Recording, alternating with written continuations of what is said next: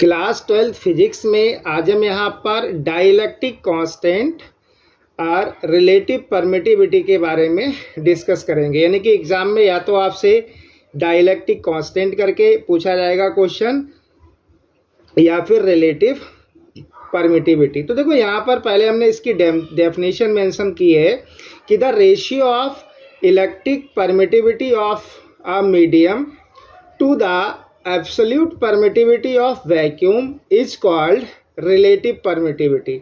यानी कि किसका रेशियो है, आप ये देखिएगा, कह रहा है the ratio of electric permittivity of medium. यानी कि मीडियम में इलेक्ट्रिक परमिटिविटी क्या है, एप्सिलॉन। मीडियम में क्या है, एप्सिलॉन। एप्सिलॉन जो है आपकी इलेक्ट्रिक परमिटिविटी मीडियम में है। और to the absolute permittivity of vacuum, vacuum में है एप्सिलॉन नॉट। ठीक है, is called relative permittivity epsilon R. यानी कि इसको आप लिखेंगे एप्सिलॉन आर। ठीक है, तो आप यहाँ से भी डेफिनेशन अच्छे से याद रख सकते हो। अगर आपसे वेरी शॉर्ट में क्वेश्चन पूछा जाता है, 1 मार्क्स में पूछा जाता है, तो आपको इतना ही लिखना है बस। तो एप्सिलॉन क्या है, electric permittivity of a medium, और एप्सिलॉन नॉट क्या है, एब्सोल्यूट परमिटिविटी ऑफ वैक्यूम। ठीक है, तो आप सिंपल से लिख सकते हो। देखो डिवाइडेड बाय है तो ये रेशियो में लिखे हुए हैं, और एप्सिलॉन नॉट आर क्या है, ये आपकी रिलेटिव परमिटिविटी है।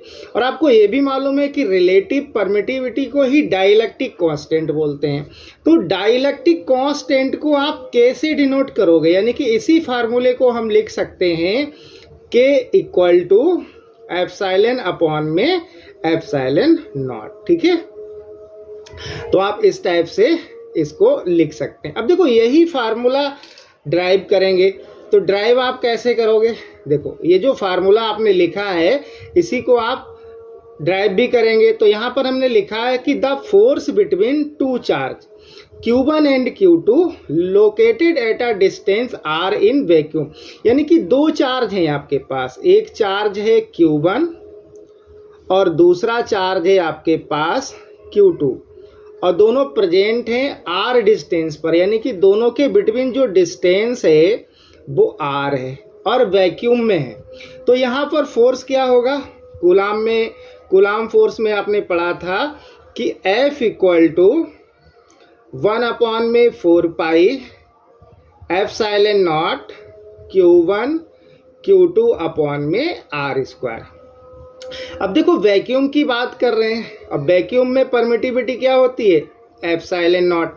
तो इसको हम F नॉट से डिनोट कर देंगे। ठीक है, तो ये ध्यान रखना। तो यहाँ पर जो फोर्स आएगा वैक्यूम में वो F नॉट इक्वल टू आएगा 1 अपॉन में 4 pi epsilon not Q1 Q2 upon में R स्क्वायर। अब इसके बाद देखो हम लोग मीडियम में बात करेंगे, तो सेम हमने लिखा है, बस वैक्यूम की जगह पर मीडियम लिखा है कि the force between two charge Q1 and Q2 located at a distance R in medium. यानी कि सेम दोनों चार्ज हैं, अब ये वैक्यूम में नहीं किसी मीडियम में प्रेजेंट हैं। तो मीडियम के लिए आप लिखेंगे F M यहाँ पर मीडियम को रिप्रेजेंट कर रहा है, 1 अपॉन में 4 पाई, और ये हो जाएगा एप्सिलॉन नॉट, और ये आएगा Q1 Q2 अपॉन में R स्क्वायर। ये हो जाएगा इक्वेशन नंबर 2। ठीक है, तो इसके बाद देखो करना क्या है, आप सिंपली इक्वेशन 1 में 2 से डिवाइड कर दीजिए। ठीक है, 1 में 2 से डिवाइड करिए। तो देखो पहले LHS में LHS से डिवाइड करेंगे, तो ये आएगा F0 अपॉन में FM। RHS में RHS से डिवाइड करिए, तो देखो इसका RHS है 1 अपॉन में 4 pi epsilon not Q1 Q2 upon में R स्क्वायर। अब देखो ये पूरा टर्म्स इसके बटे में आएगा, तो बटे में ना लिख के आप इनटू में लिख दीजिए, लेकिन इसको आपको पलटना पड़ेगा। देखो कैसे, 4 पाई एप्सिलॉन नॉट इनटू में R स्क्वायर, और डिवाइडेड बाय क्या आएगा, Q1 Q2। अब जो टर्म्स कैंसिल हो रहे हैं उनको आप कर दीजिए। देखो Q1 से Q1 Q2 से Q1 Q2 कैंसिल हो जाएगा।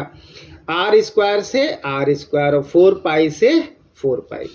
तो यहाँ पर क्या बचेगा आपके पास, एफ नॉट अपॉन में एफ एम इक्वल टू, यहाँ से आएगा आपका ये एप्सिलॉन नॉट नहीं होगा, एप्सिलॉन होगा, ठीक है।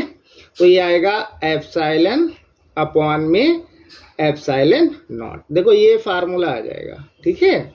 तो यहाँ पर जो एप्सिलॉन अपॉन में एप्सिलॉन नॉट है, यही आपका रिलेटिव परमिटिविटी है और यही आपका डाइलेक्ट्रिक कांस्टेंट है। तो इसको अगर हम कंप्लीट फार्मूला लिखना चाहें तो आप ऐसे लिख सकते हो, एफ नॉट अपॉन में F M equal to epsilon upon में एप्सिलॉन नॉट, और ये किसके इक्वल है, रिलेटिव परमिटिविटी या डाइलेक्ट्रिक कांस्टेंट के, ठीक है।